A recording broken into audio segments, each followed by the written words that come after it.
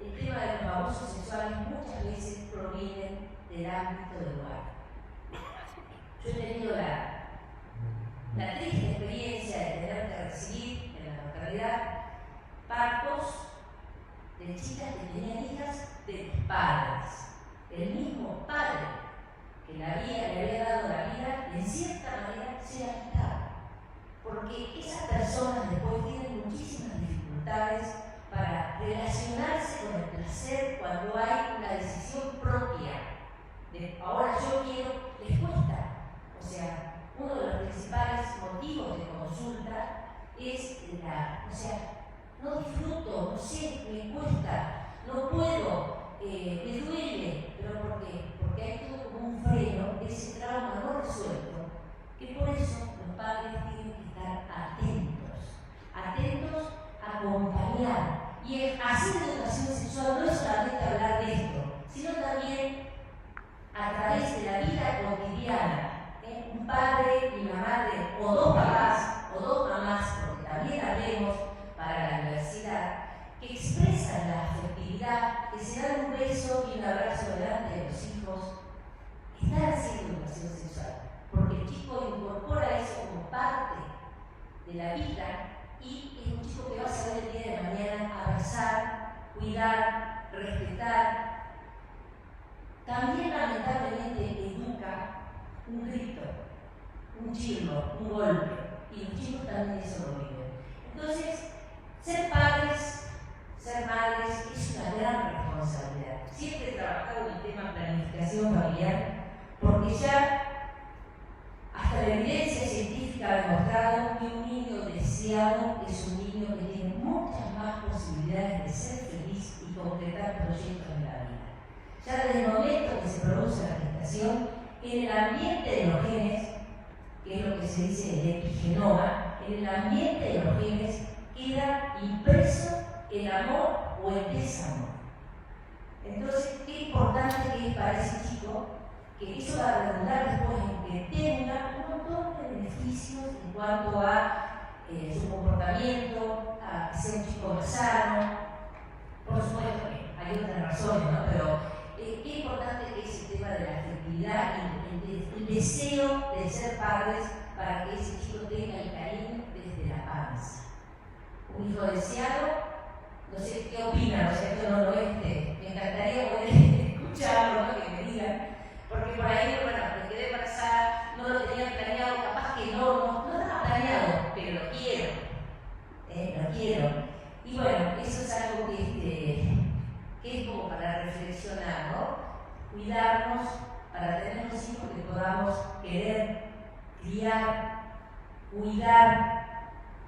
¿Qué pasó con Lola? ¿Qué pasa? ¿Por qué? O sea, tener un montón de hijos para no poder cuidarles lo que ellos necesitan. Entonces tenemos que ser responsables. Y parece que se está notando eso, que la gente ahora bajó la natalidad, no solamente bajó por el aborto, sino que también bajó porque la gente tiene menos hijos. Y yo creo que es un acto de responsabilidad de ser conscientes a la hora de maternar, como se dice, maternar y paternar, se dice maternar. Bueno, yendo al tema de la educación sexual. ¿Cómo le contesta ese padre a ese chico? Siempre se dice que a los chicos hay que contestarle lo que preguntan. Recuerdo una propaganda que había, que estaba en una mesa de la cocina, la madre estaba cocinando, estaba batiendo huevos, haciendo bromelera, alguna cosa, y que la nena estaba haciendo los deberes, la mira y le dice, mamá, ¿qué es virgen? La madre empezó a batir, casi se le corta lo que estaba batiendo. Entonces le empieza a explicar, sí, porque cuando papá la conoció mamá, que era amor, que la semillita, y todo eso, el cuento tradicional de cómo era el tema de la virginidad. Y bueno, la cosa es que le da una explicación, si ustedes lo ven, no sé, capaz que lo han visto porque está en YouTube. Cuando termina, le dice, la nena mira, estaban en la cocina y sobre la mesa donde yo estaba haciendo los deberes estaba el aceite. Entonces le pregunta, cuando le da toda esta explicación de cómo era el tema de la virginidad y demás, una nena de 5, 6, 7 años y le dice, ¿y qué es el extra virgen. Entonces la nena estaba leyendo el aceite y la madre interpretó para el lado porque siempre se piensa para ese lado, ¿no? Bueno, pasemos desde la primera. Les quiero contar un poco. Yo tengo que pasar. Bueno, esa soy yo cuando llegué a Salta. Yo soy de Concordia, Entre Ríos. Aquí está mi sobrina también, que es de aquí Chupado, que me ha ido a visitar con su familia. Y la invité. Y vine a hacer medicina rural hace muchos años, mis primeros partos, lo hice en Iruya, después estuve en Colonia de Santa Rosa. Y he visto, conozco Salta adentro, digamos, y conozco la realidad de la gente que comparte no solamente la pieza, sino que comparte el colchón, que comparte una cama en donde hay un montón de gente y más ahora con este frío, y que muchas veces el hacinamiento lleva a cosas muy tristes y muy dolorosas, y un niño sabe lo que es, no puede interpretar lo que es un encuentro de la pareja, porque lo ve como algo violento, y a la vez se acostumbran a que eso no es tan anormal por ahí, ¿no? Entonces el tema de los primos y demás, por eso tenemos que trabajar, porque también tenemos que proteger a esos niños y hablar con esos padres, porque es bien difícil en el interior hablar con los padres de decir, bueno, hay que buscar lugares, hay que buscar momentos para la intimidad, porque un niño lo ve como algo muy violento a una relación sexual. Bueno, después estuve en el hospital, en la maternidad vieja y en el hospital muchos años, porque estuve con Cristina y con Adriana y con mucha gente. Y les pongo esto porque esa soy yo que vengo volando, espero tocar ahí por el agujero para pasar. Esta es mi frase predilecta porque muchas veces nos cuesta trabajar porque no tenemos todo. Hoy, por ejemplo, nosotros vinimos acá, había una señora que la felicito, la señora por la puntualidad, ese es otro tema acá que tenemos en Salta. Y muchas veces, claro, una señora podríamos haber dicho, mire señora, no lo vamos a hacer, pero cumplimos, como dijimos, vamos a cumplir para venir más gente, y celebro que haya venido más gente. Entonces, no necesitamos tener todo para trabajar. Esta frase que dijo Theodore Roosevelt, que por algo fue el presidente de los Estados Unidos, haz lo que puedas con lo que tengas en donde estés. En cada lugar que nosotros estamos, podemos hacer.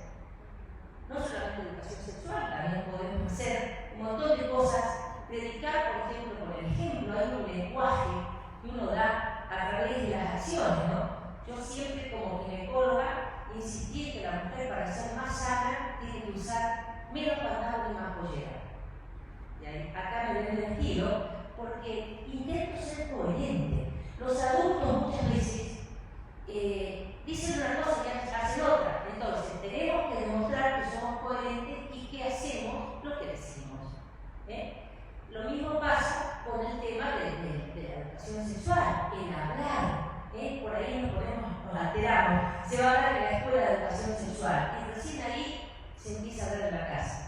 Como les dije, la educación sexual la hacemos en casa cuando abrazamos a nuestra pareja, cuando abrazamos a nuestros hijos, cuando expresamos la fertilidad. Eso también es hablar.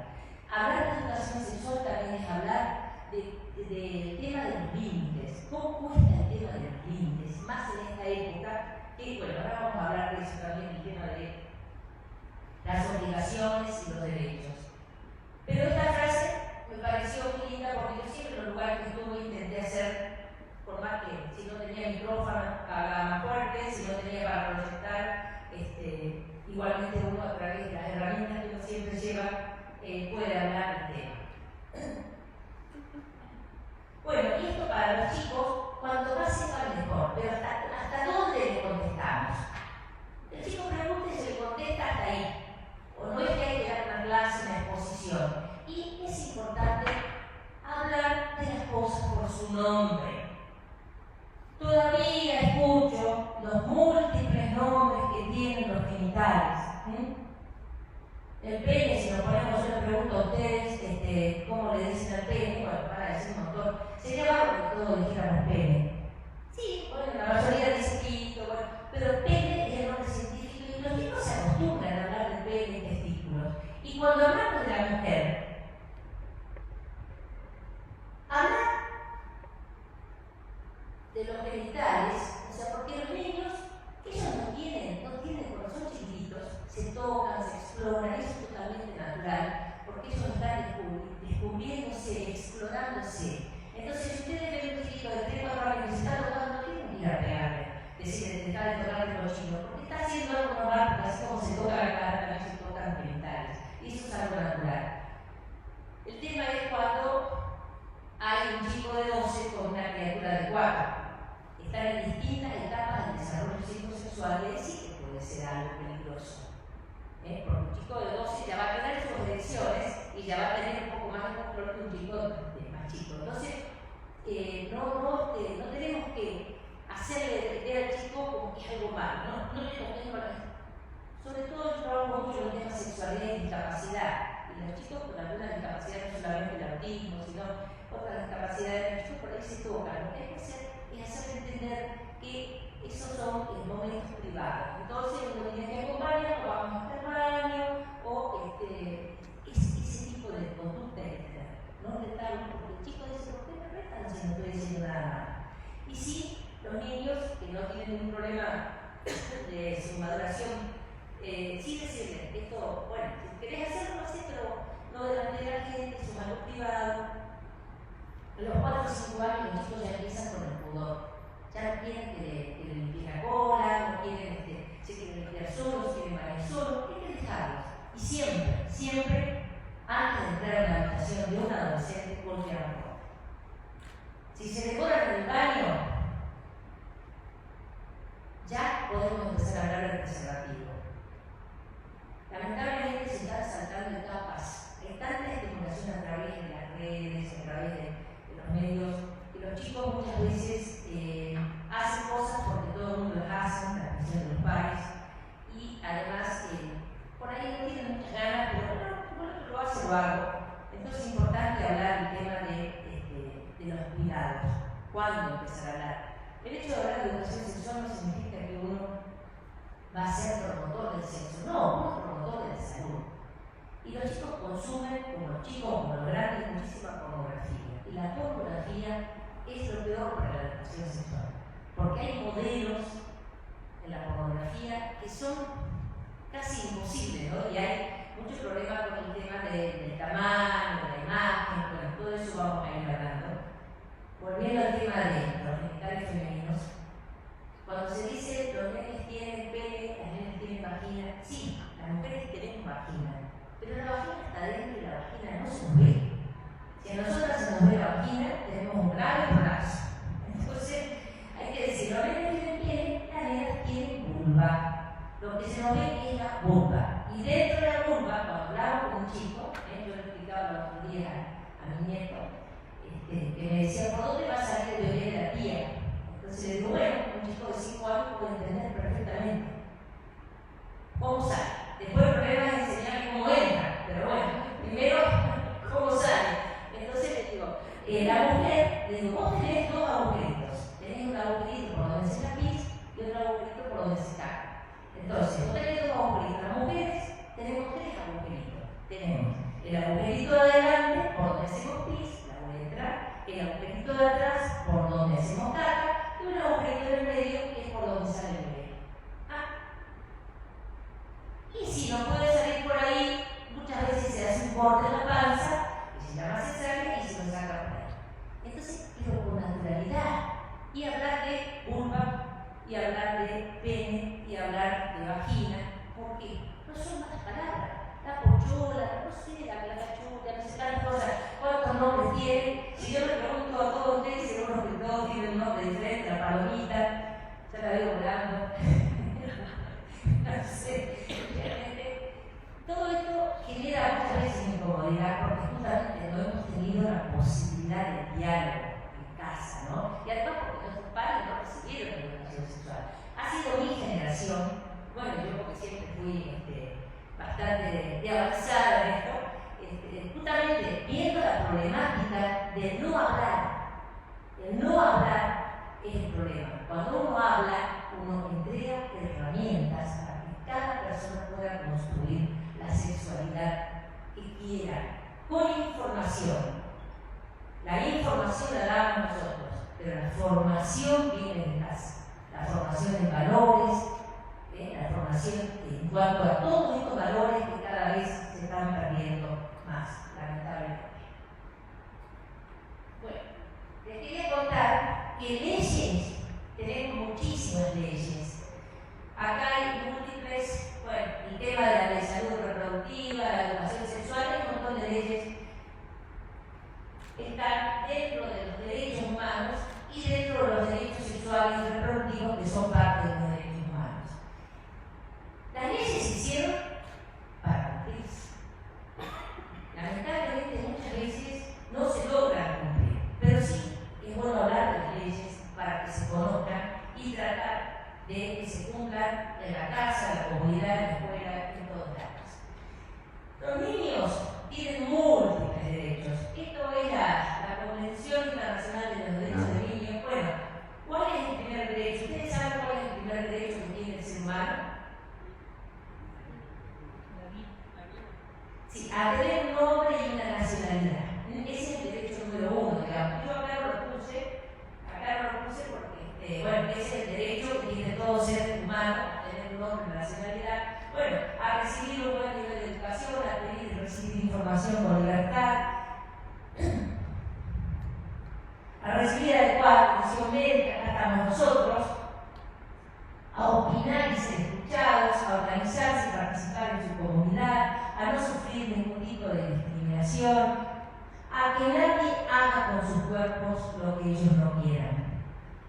Y justamente un niño que recibe educación sexual es un chico que va a tener herramientas para decir, no quiero que me toques, no.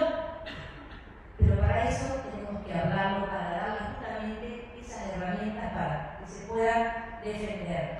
Y además hay que creerles, porque los niños no mienten. A tener libertad de pensamiento y religión y a no ser explotados económicamente. Hay un montón de derechos de los niños y adolescentes. Yo creo que hay que trabajar en esto. La ley, y esto también, ¿no? El tema de desarrollar su vida privada. Y lo que le decía, en los adolescentes, ya cuando los chicos empiezan a quedarse, a demorar más en el baño, cuando se encierran en la pieza, golpeen. Cuando nosotros le enseñamos a los chicos a golpear y la pareja cierra la puerta a su habitación, ellos van a aprender que ellos también, cuando van a la pieza de los padres, van a golpear. Porque muchas veces pasa eso, ¿no? O sea, los chicos no creen en la cigüeña, los chicos saben de dónde vienen, ¿no? Pero no es como antes. Pero sí es importante eso el respeto, porque justamente, como les decía, predicamos con el ejemplo. Para hablar de sexualidad no hace falta tener un título. Lo más importante es la presencia, el atento, o sea, escucharse. En este momento, lamentablemente por el tema de la tecnología, hay poco diálogo. Muchas veces se sientan alrededor de una mesa y cada cual está con su celular y ni siquiera se miran a los ojos. Y al no mirarse se pierde la expresión, el lenguaje corporal, que muchas veces dice más que las palabras. ¿Cuántas veces nos ha pasado, Cristina, en el hospital, que llevaban a una chica con dolor de panza y ahí en la misma guardia terminaba expulsando el chico, estaba embarazada y la madre no se había dado cuenta? Hay que cuidarse más. O sea, creo que realmente eso nos falta, ¿no? Atender a los nuestros. Bueno, sigamos. Y bueno, después están todos los derechos sexuales, ¿no?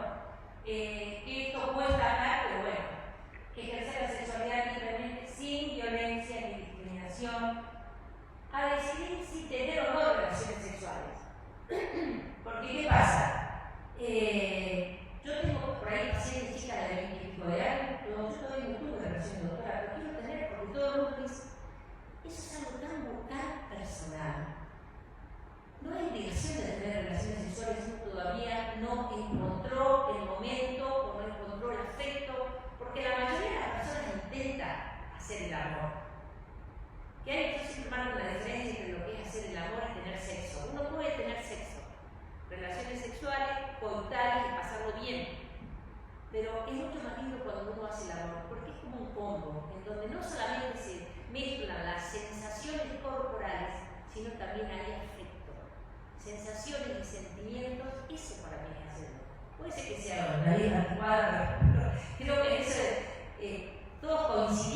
queremos que haya afecto, porque si no usamos nuestro lóbulo frontal, si no usamos todo lo que tenemos de superior a los animales, seguimos siendo animales que nos guiamos por instintos. Y bueno, lamentablemente muchas veces los chicos tienen relaciones sexuales bajo los efectos del alcohol y otras sustancias, y ese también es un problema, porque hay veces que ni saben que lo que han hecho porque estaban tan borrachos que no se acuerdan. Y después viene la chica y dice que no me vino la menstruación y ni sabe qué es lo que hizo. Y después tenemos que ver, con lo que Adriana permanentemente, el tema de los 40 nuevos casos de VIH que tenemos en Salta. Lamentablemente hay un montón de VIH en Salta, pero eso porque la gente no se cuida. Y los casos de sífilis congénita que están haciendo ahora, que siempre era ciego, pero es como que pensábamos que ya no íbamos a ver más sífilis y seguimos viendo sífilis, porque la gente no se cuida porque el adolescente sí tiene esa omnipotencia, ¿no? A mí no me va a pasar. Y después cuando les pasa, lloramos todos. Esto también es el tema de a decidir si tener o no relaciones o hijos. Hoy día ya hay mucha gente que no quiere hijos, pero bueno, que no les ataque después a los 40 y pico de años que de ser madre cuando ya no les queda casi uno, porque ahí va a ser difícil. A tener atención y acceso a los métodos anticonceptivos y a los tratamientos hormonales. Acá digo porque los tratamientos hormonales, para los casos de la diversidad, hay tratamientos hormonales para las personas que deseen recibirlo, y eso hay un programa del ministerio que se los provee gratuitamente. Y esto, el tema de la intimidad, es muy, muy importante que se respete. Y mucho más. Y esto es lo que les dije, creo que es importante ponerlo en la cabeza de los chicos, que no hay que apurarse, porque cada persona tiene su tiempo. Hay que respetar los tiempos de cada cuerpo, de cada persona, y no es obligación. No hacer las cosas porque todo el mundo las hace. Y esto es otra cosa, que en el comportamiento sexual, si hay consentimiento, no existen conductas normales y anormales. Entonces, hay que respetar. Y en Salta hemos tenido un caso muy triste, que si realmente la gente hubiese aceptado que era Santiago y no, ¿cómo era el nombre? No Gala, que era Santiago, no Gala, posiblemente esta persona estaría con nosotros. O sea, lo menciono porque fue un caso público, ¿no? Esto realmente no. Pero si hubiese sido aceptada, incluida, no hubiese sufrido bullying, o sea, eso es lo que pasa. Pero generalmente los chicos no son los que discriminan. Muchas veces son los padres, ¿no? Lo mejor le conté con ese chico, parece medio rarito. Entonces creo que hay que cambiar esa mirada, ¿no? Porque nos puede tocar, y si nos toca, tenemos que abrazar, contener, para que puedan disfrutar la vida como se autoperciban. Y eso es otra cosa, para aclarar, aunque la mayoría ya lo sabe, pero bueno, el tema del concepto de sexo y género. El sexo es biológico. El sexo se nace con pene o se nace con vulva. O sea, eso ya no hay casi. Los casos que veíamos de hermafroditas que nacían con los dos genitales. Ahora se definió sexo biológico entre las piernas. Género sociocultural. El género es la construcción sociocultural que se realiza alrededor del sexo biológico, que generalmente atribuye diferentes responsabilidades, distintos roles en base a lo que tenemos entre las piernas, pero no siempre coincide, ¿no? Entonces, el género es una construcción, y si tenemos que localizarlo en algún lugar de nuestro cuerpo, sería entre nuestras orejas. Es como yo me autopercibo, que puede coincidir sexo-género y sería una persona cis es de este lado, y puede no coincidir y sería una persona trans del otro lado. Entonces, esa es la diferencia. Sexo biológico, género, es como me autopercibo, es sociocultural. Bueno, y después la famosa ley de educación sexual integral. Fíjense, 18 años cumple este año. El 6 de octubre de este año cumple 18 años la ley ESI. Cuando se debatió esta ley acá fue muy difícil. Hace mucho tiempo que venimos trabajando con esto. He sido asesora de la Cámara de Diputados, ad honorem,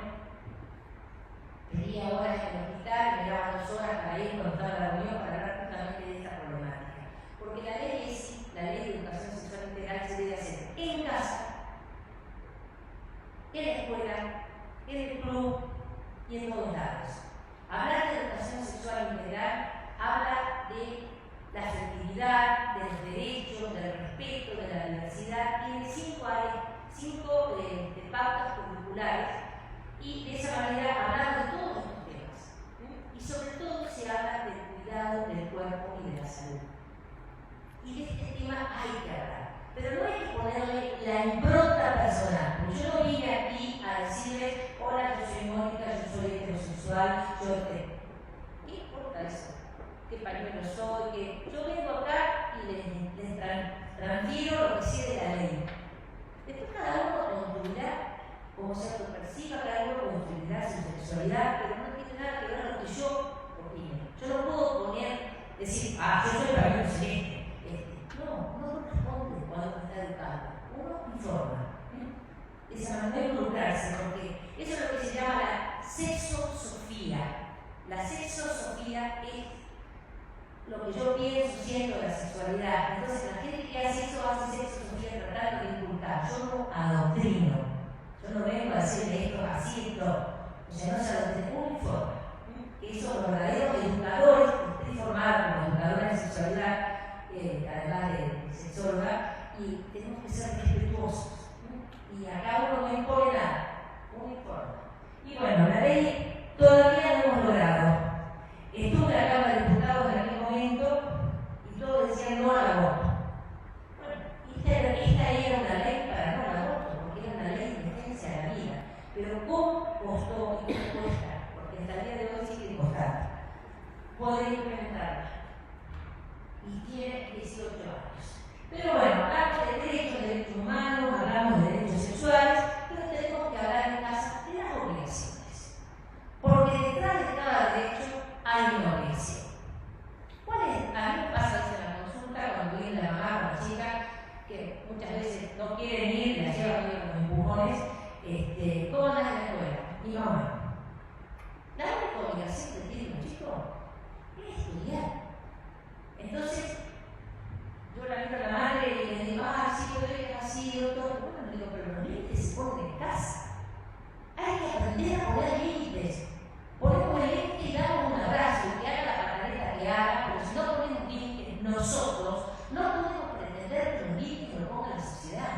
Porque son chicos que no saben tener un control, no saben trabajar con el fracaso, no saben trabajar con los límites. Y bueno, y también, o sea, no vas a ir a tal lado, no, perfecto, que te tenés cerrado, se lo va a pasar. Pero no es que la gente por ahí dice, sí, pero esto como que hay premios y castigos. Bueno, pero lo principal que tiene que hacer un chico que tiene quien le debe comer, quien le compra la ropa, es estudiar. Y tratar de progresar, porque esa es la responsabilidad que tenemos los padres, de tener hijos, de que sean la mejor versión de ellos mismos. Siempre le digo a los chicos, si vos no te preocupás por hacer bien lo que vos te podés hacer, atendés en clase. Si vos atendés en clase, tenés la mitad de la lección aprendida. Después, cuando vas a la casa, te sentás con la hora, apagar el celular, apagar la música o ponerla de fondo, pero no te distraigas con el celular y esa hora atendés, porque después estar 5 horas sentado, pero solamente una hora estudiando. Eso hay que supervisar. Los padres tienen que dar una verdad. Entonces, se queda hasta las 4 de la mañana con la chateando. Sácale el celular. Pero también puedes dejar el celular. Portarle el luz, portarle el wifi. O sea, hay que hacerlo, pero también nosotros tenemos que hacerlo. Porque si nosotros le decimos no a ellos y nosotros seguimos, en definitiva, estamos disociados. Nosotros podemos y yo no. Entonces, los límites salvan vida. Y en esta época de tanta tecnología, tenemos lamentablemente muchos chicos que son huérfanos, pero con padres vivos, porque los padres no se hacen cargo. Y entonces, ese no tiene que ir respaldado por ¿quién entiende? Después se va a pasar a hablar, no sé qué opinan, porque yo digo esto, pero creo que ellos dicen, tengo derecho. Ya no un chingo, ¿no? A mí me han dado más de un chingo y no salí mal, para agarrar toda la chaqueta. Ahora ya si uno le pega a los chicos, le van y te denuncian. Pero bueno, también se puede poner el límite con el afecto. Y de esa manera protegerlos y que ellos aprendan a manejarse en este momento que está tan complicado. Y cuando hablamos de educación sexual, lo que les decía, el tema del enfoque de género, ya dejemos de reproducir modelos machistas, porque muchas veces, o sea, el feminismo es un movimiento de igualdad, no es para que la mujer esté por sobre el varón o para que la maltrate el varón. Yo, por ejemplo, soy feminista, pero el verdadero feminismo es el que quiere que seamos iguales. Porque hay varones, no, yo soy hombre, yo puedo salir, yo puedo hacer. ¿Por qué? Le dije una vez, me acuerdo, a mi la mujer en televisión, me dice, pero doctor, te dio a nosotros los hombres, por ahí una caída al aire. Y digo, ¿qué? ¿Vas a tener más derecho que yo porque tenemos un pedazo más de carne? No, digo, lo que está bien para vos está bien para mí y a la inversa. O sea, yo creo que tenemos que trabajar en esto. E incluir. A mí me encanta cuando las charlas están, las parejas están también el varón, porque charlas de mujeres. ¿Por qué no nos incluimos? Encima que cuesta que la gente, que el varón se incluya, hay que incluirlo siempre en nuestras charlas, darle participación. Por suerte ahora tenemos nuevas masculinidades. Ya hay varones que cambian pañales, varones que cocinan, varones que pasean el perro, varones que, digamos, como que cambió. Ya no es el varón salido de antes que llegaba, cuando la mujer llegaba de casa, llegaba y era atendido y no hacía nada. Por suerte, ahora se construyen las parejas de una manera más equitativa. Y bueno, y el tema de cuidarse, o sea, hablar de vasectomía y demás, bueno, dentro de las obligaciones, hablamos de los derechos, qué importante trabajar con los chicos del cuidado de la salud. Bueno, habría que estar acá, el tema del lavado de manos, es como que tomó nueva fuerza el lavado de manos con el COVID, pero siempre tenemos que lavar las manos, siempre. La mamá que está lavando la teta tiene que lavarse las manos más que la teta, o sea, es importante las manos, siempre lavarse. Y sobre todo que tocamos todo el tiempo los celulares. El celular es una de las cosas más contaminadas. Lavarnos las manos para cocinar. Cuando van al baño, siempre digo a los chicos, los varones van al baño por ahí vienen de estar dibujando, de estar trabajando la obra, van a hacer pis, después se andan arrastrando por el pica, por el cemento, por el cemento. Lávense la mano cuando van al baño, se lavan las manos, después agarran sus penes, porque la mayoría de los hombres que tienen manos se agarran el pene para orinar, y cuando salen se lavan también. Entonces el lavado de manos tiene que ser antes y después. De esa manera vamos a evitar irritación, infección. Parece por ahí raro, ¿no? Pero yo creo que tienen que cuidar más la salud. Y no solamente la salud ginecológica o urológica o andrológica, sino también la salud que empezando por el tema, inculcar a los chicos el tema de la dentadura, ¿no? El tema de lavarse los dientes. Ese es mi hijo con mi nieto. Le empezó a enseñar a su hijo cómo tenía que hacer para cuidar. Y era chiquitito el siglo hoy. Pero qué importante esto que los chicos vean que nosotros hacemos lo que le decimos. Eso es importante. Bueno, el tema de la imagen corporal es otra cosa que hay que trabajar. Todavía tengo chicas que quiero, para los 15 pedí que me regalen las lonas. Ojalá pudiéramos a los chicos más que siliconas ponerle neuronas, ¿no? O sea, insertarle neuronas y autoestima. Trabajemos para que se quieran, para que se acepten. No todos nacimos para ser modelos. Entonces tenemos que querernos. Y tenemos que modificar ciertos hábitos que seguramente cada uno hablará un poco de hábitos saludables. Yo, por ejemplo, siempre digo a los chicos, yo no quiero que haya una foto mía en una mesa donde es graciosa. O sea, así como estoy vestido, pollera por más que haga frío, intento dedicarlo al ejemplo. No quiero que haya graciosa porque sabemos que la graciosa es mala. El tabaco. Acá Santa es productora de tabaco, estaba dando una charla en la línea, ¿no? Y yo puse una diapositiva con una calavera muerta ahí con el pucho. Y dice, ¿cómo va a decir eso? Le digo, ustedes produzcan un tabaco, pero no lo consuman. Véanlo. Si viven de esto, véanlo, pero no lo consuman. Entonces, claro, es cuestión de ser coherente y trabajar. Y trabajar con el tema de la imagen corporal es muy importante, porque hay que corregir hábitos. Si sabemos cómo sufren los chicos el tema del bullying, si son gorditos para el equipo no, porque entonces trabajemos en el tema de la imagen corporal, que se acepten, que se quieran, pero que modifiquen hábitos. Que modifiquen hábitos, eso es importantísimo. Y de esa manera que sean la la mejor versión de ellos mismos. Bueno, hablando del tema de, hay algo que yo siempre digo a los padres, cuando ya ven que tu hijo se encierra en el baño, dale preservativos. Ay, no, pero 13, 14, 15, si ustedes ven ya en el séptimo grado, ya muchas veces se habla del tema porque la educación sexual cuando se hace en las aulas, yo por ejemplo en el nivel inicial no voy a dar el preservativo.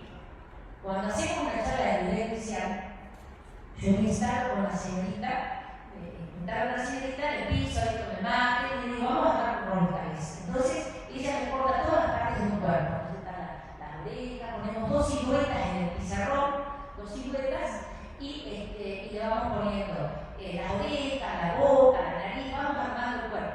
Y cuando salen los genitales, y los chicos lo van armando, ¿qué es esto? Oreja, ¿dónde va la oreja? Y ellos lo van poniendo. Nivel inicial.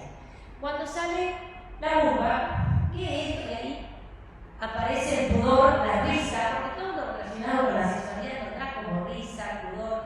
Entonces decimos, bueno, esto se llama, de ahí todos los nombres que dicen la galleta, la pochola, alguna dice la vagina, y ahí aprovecho para decir, la vagina está acá adentro, y esto es la vulva. Entonces, la ponemos, después ponemos el pene, cuando sale esto se llama pene, con todos los nombres que los chicos dicen, y posteriormente le pido a la señorita que me recorte un calzoncillo y una bombacha de cartulina y lo ponemos sobre los genitales. Y le decimos, lo que está por acá, abajo, corresponde a la intimidad y ustedes no tienen que permitir que nadie lo toque. Entonces esa es una clase práctica de educación sexual integral en el nivel inicial. Y los chicos muchas veces van preguntando, y los chicos se ríen y jugando vamos haciendo educación sexual y después a medida que van creciendo, ya cuando llegan a ciertos grados empiezan, sabemos que hay distintas etapas, los chicos crecen de distinta manera, la mujer crece un poco antes, el varón después, pero tenemos que hablar del tema del preservativo y lo que les decía a los papás, ya cuando ves que se encierra, dale preservativo. ¿Qué decirle? Cuando vos estés con lindo momento, usalo. No todas las veces, pero un chico un adolescente, se debe masturbar 2, 3 veces a la semana, por lo menos, y yo hice una encuesta en cuanto a los chicos cuentan, ¿no? Otros más. Los que son masturbadores compulsivos, ojo, porque esos chicos están obteniendo gratificación sexual porque les falta otra gratificación, quizá les falte el abrazo, quizá les falte que los padres lo miren más, lo acompañen más. ¿Sí? Es importante esto porque muchas veces saben que el masturbarse es satisfacción garantizada. Entonces, veamos qué está faltando. Son llamados de atención. A veces me llevan pacientes de ese tipo y hablando de los chicos, solo estoy aburrido. El aburrimiento es el padre digamos, del caos. Entonces hay que hacer cosas para que los chicos no se aburran. Y para eso tengo que evitar que usen pantallas desde chico porque el cerebro está demostrado que se atrofia cuando todo está en el celular y los chicos pierden la imaginación. Entonces, límite al tema de la tecnología. Entonces le decís, bueno, de vez en cuando sale un chico que usa el preservativo desde que tiene su momento de autoerotismo, es un chico que no va a tener excusa a la hora de usarlo cuando esté con otra persona. Entonces va a estar adiestrado, porque yo tengo chicos que me dicen, ay, pero me paro y se me va. Pero ponete cansemos algo. Entonces trabajamos también eso, y acá justamente tengo el pene intimidante del programa de VIH. Siempre digo que este pene es terrorífico cuando lo saco del agua. Los chicos miran y se miran y dicen, uy, ¿ahora qué hago? Bueno, yo siempre digo que es así de grande para que se vea desde el fondo. Y además, está firme, y esto de madera. Así que por eso prefiero, cuando voy a dar charlas ahora que tengo que esto no es nada. Hay gente que me dice tus juguetes. Esto no son juguetes. Ustedes ven acá, tienen una etiqueta que dice contar educación sexual integral. Esto es una realidad. Entonces, no es algo que sea. Es algo que tenemos todos y que tenemos que hablar. Bueno, hablar del preservativo, eso es algo que se tiene que ir de a poco.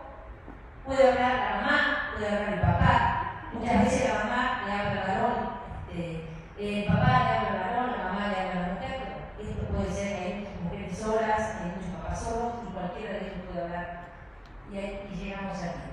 Y bueno, y esto, trabajar con los chicos eso, que no se tienen que apurar, que ellos vayan tomando decisiones en base a cómo sientan, que no lo hagan porque todo el mundo lo hace, que pueden estar en desacuerdo y si les hacen bullying, que denuncien.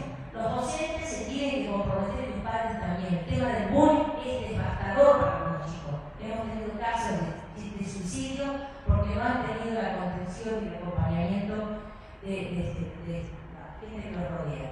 Y el tema de los tiempos, ¿no? No todo el mundo, así como lo dicho, tuve una chica de 20 y pico de años y quería tener relación. Digo, pero es un acto mecánico si no está en afecto. Si querés hacerlo, pero realmente, ¿por qué te vas a apurar? Solo va a llegar el momento. Y bueno, cuando hablamos con los chicos, también hablamos un poco de la anatomía, pero hacer educación sexual no es solamente hablar de anatomía, es hablar de todo esto, del día a día, del afecto, de los tiempos. Y bueno, ahí era más que nada para que se les muestra, no, esto no se les muestra a los chicos para encontrar las figuras. Y si los chicos preguntan, ¿no? Pero esto sirve justamente para hablar del tema de los cuidados, en privado, no tocar sin consentimiento. Lo mismo en el caso del paro, también el tema de él. Una cosa que quiero dejar transmitirles es que se fuma mucho y muchas veces el médico no pregunta si la mujer fuma. Tomar anticonceptivos y fumar puede ser mortal. En algunas personas. Yo he tenido una alumna que hizo una trombosis, que estuvo internada en terapia hace cuantos días, había tomado anticonceptivos. La mujer que toma anticonceptivos no puede fumar. Y la mujer que fuma le puede dejar de fumar. Pero si no puede dejar de fumar, que se ponga un DIU o que utilice otro método anticonceptivo porque hay más riesgo con las hormonas. Entonces, esto es algo que siempre lo muestro porque es como que quiero que se transmita para que la gente sepa que la medicación no es no está libre de complicaciones. Y bueno, esto, trabajemos con los chicos, acompañémoslos en el tiempo libre. En general, yo con la familia, o sea, yo fui la promotora del deporte en mi casa y después fui inculcando al resto, pero si los papás no, si igualmente si el chico le gusta bailar, acompáñenlo a danza, si al chico le gusta hacer deporte, acompáñenlo, es re lindo que los chicos vean, hace frío, hace calor, están los papás ahí. O sea, el tiempo libre, que socialicen, esto hace que los chicos estén ocupados, entretenidos con sus pares y de esa manera también están contenidos con algo bueno, menos pantallas, porque si no, lo único que logran es quedarse y aceptar resignadamente la herencia, que es lo que le decía hoy del tema de la epigenética. Yo puedo tener la predisposición de la diabetes, la hipertensión y la obesidad, porque mi papá, mi mamá, o sea, puedo traerlo. Pero si yo me quedo sentada y acepto resignadamente la herencia, posiblemente se exprese ese gen de la enfermedad. Pero si yo digo, no, yo no quiero repetir la historia de mis antepasados, hago actividad física, como bien, mejoro mis hábitos, posiblemente no tenga la enfermedad, no se lea el código ese de la enfermedad, o si se lee va a ser más leve. Entonces yo puedo ser dueña, puedo hacerme dueña, digamos, de mi futuro. Ahora se habla mucho de longevidad funcional, de longevidad saludable, longevidad funcional, y mucho tiene que ver con lo que nosotros hacemos. Bueno, no sé si hay alguna pregunta. Hay mucho más para hablar de este tema. Es un tema delicado, pero de esto sí tenemos que hablar, porque es la manera en que podemos llegar a tiempo para evitar tanto dolor, tanto sufrimiento, hacer prevención del abuso, acompañar el crecimiento, contener, dar respuestas, y si no sabemos, preguntamos, y siempre vamos a estar de acá desde el círculo médico atentos a las necesidades de la gente, lo que necesiten, estamos para contestar.